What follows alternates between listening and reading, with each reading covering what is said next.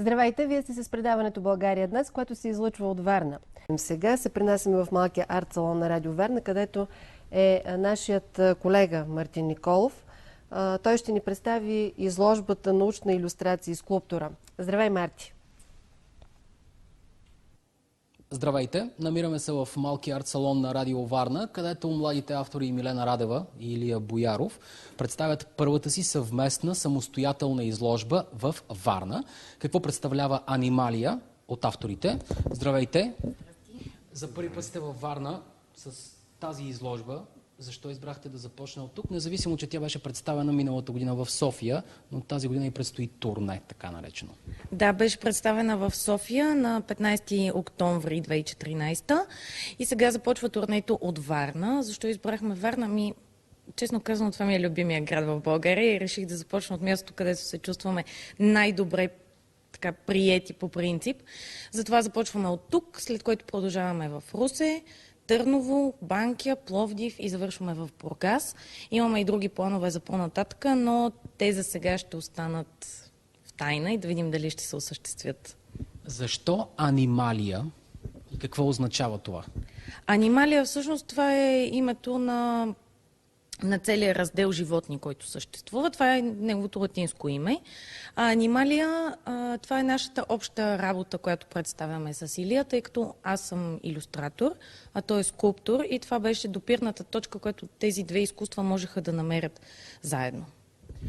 Това е научна илюстрация и скулптура. Добре, по памет ли правихте нещата, животните, или събирахте снимки, картини, информация, за да ги направите в тези пози, в които сте избрали да ги представите? Позите са чисто наше артистично решение, тъй като се опитвахме да представиме тези научни, мога да кажа, работи в някакъв по-интересен ъгъл, в по-характерни техни движения, примерно опънатата котка или спускащото се към водата земеродно рибарче. И не сме ги правили по памет. Изключително голям снимков материал всъщност събрахме от различни, от интернет, от наши книги, от стари енциклопедии.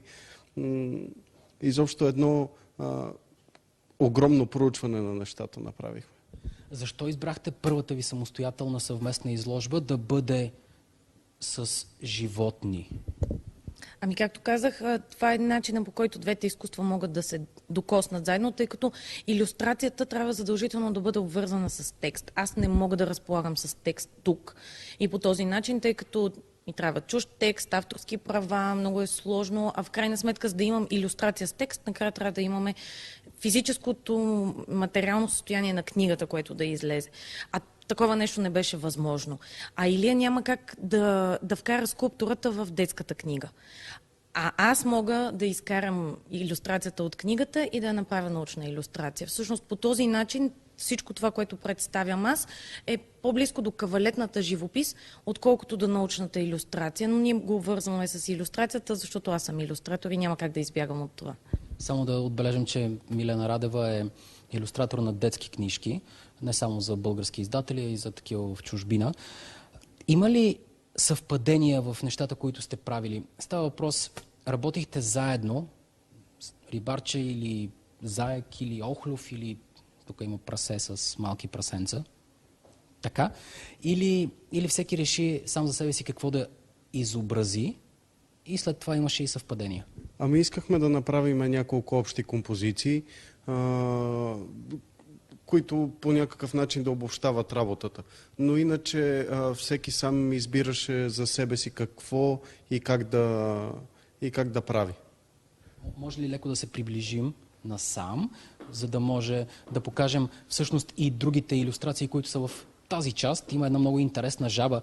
Лесно ли е да закрепиш една жаба на няколко тела? Тя всъщност е закрепена само на един тел, но е на няколкото си пръстчета, така че не е лесно. Не е лесно. Доста е трудно, тъй като природата това го е създала чрез мускули. Аз трябва по съвсем друг начин да закрепям тези неща. Така че не беше лесно, но пък беше голямо предизвикателство за мен точно тази жаба. Така, още нещо.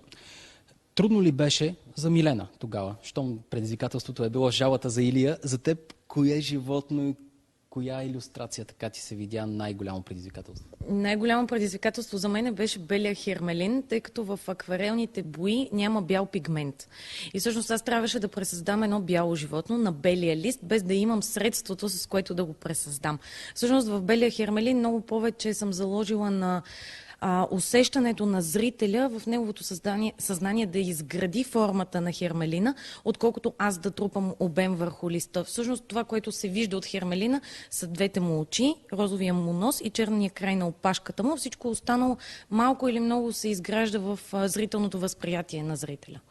Как се прие изложбата в София и какво очаквате от тези няколко поредни изложби в различни български градове?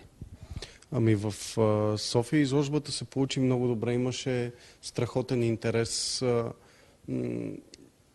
не само на откриването, което събра повече от 150 гости, ами след това в продължение на целия период, в който изложбата гостува в галерия Червената точка, е имало постоянно текучество на хора. Това е по приказки на нашия галерист, на който ние вярваме, разбира се, безрезервно.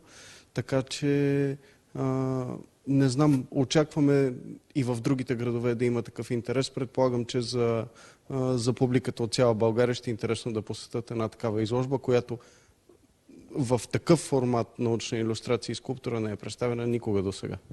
Мястото на една такава изложба не е ли в природонаучните музеи? Ами в Русе сме в новия екомузей Русе, който е към Рим Русе, което е точно в тази таргет група. Иначе получихме няколко покани от различни природонаучни музеи в различните градове. Надяваме се в последствие да имаме възможност да работиме с тях и последващи наши проекти, които сме замислили в тази сфера. Тоест ще има. Добре, очакваме ви и ги очакваме. Благодаря ви за това, че представихте анималия на зрителите на България днес. Аз ще отида при оператора. Успех на вас. Отивам при оператора, за да му покажа моята любима скулптура и моето любимо произведение.